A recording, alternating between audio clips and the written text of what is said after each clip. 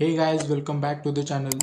मैं हूं स्वप्निल और आज हम बात करने वाले हैं एक ऐसे इम्पोर्टेंट टॉपिक के बारे में जिसमें सबसे बड़े स्टूडेंट्स गलतियां कर देते हैं या फिर एस्पिरेंट्स। यस, अब हम बात करने वाले टॉप 5 मिस्टेक्स जो कि आपको अवॉइड करनी चाहिए during your preparation in IBPS RRB 2025। अगर आप डेली प्रैक्टिस कर रहे हो लेकिन मार्क्स नहीं बढ़ रहे तो 90% चांसेस है कि आप ये मिस्टेक कर रहे हो। तो ये वीडियो एंड तक ज़रूर देखना ताकि हर एक रियलिटी आपको पता चले।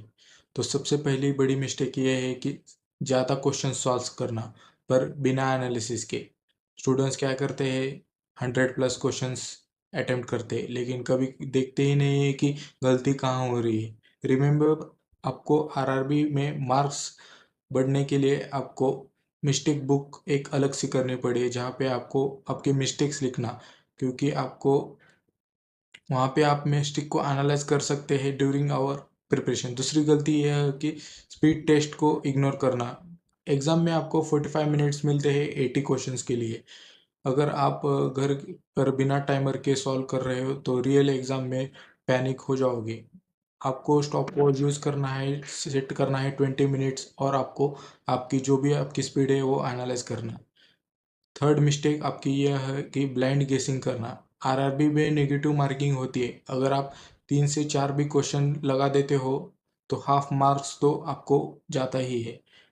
Always guess only when you have eliminated 2 options logically. अगर आप 2 एलिमेंट ऑप्शन ये कर देते हो तो आप कह सकते हो। अगला गलती यह है कि आप वीक टॉपिक पे ज़्यादा फोकस नहीं करते। अगर आप DI टफ लगता है तो आपको अवॉइड कर देना है और बाद में करना है। पर आरआरबी में इजी मार्क्स लाना इतना आसान नहीं है क्योंकि यहाँ पे स्पीड और एक्यूरेसी दोनों करना होता है। एक टॉपिक के 20 से 30 क्वेश्चन करने पर ही आपको कॉन्फिडेंस आ सकता है और आप एग्जाम में क्वेश्चंस अटेम्प्ट कर सकते हैं। और अगली गलती यह है कि एक साथ काउंट और रीजनिंग दोनों मत पढ़ना, क्योंकि आपको कंफ्यूज हो सकता है। और एक टाइम पे एक सेक्शन फोकस करना, क्योंकि सुबह काउंट और शाम पर रीजनिंग अगर आप ये दोनों करते हैं तो ऐसे आप इम्प्रूव कर सकते हैं, क्वेश्चन सॉल्व कर सकते हैं।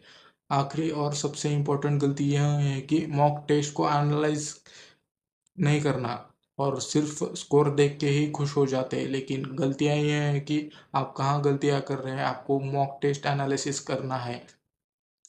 वहाँ पे आपको पता चलता है कि आप कहाँ पे मिस्टेक कर रहे हो, कहाँ पे इम्प्रूव कर रहे हो, आपको एक एनालिसिस पता चल जाएगा।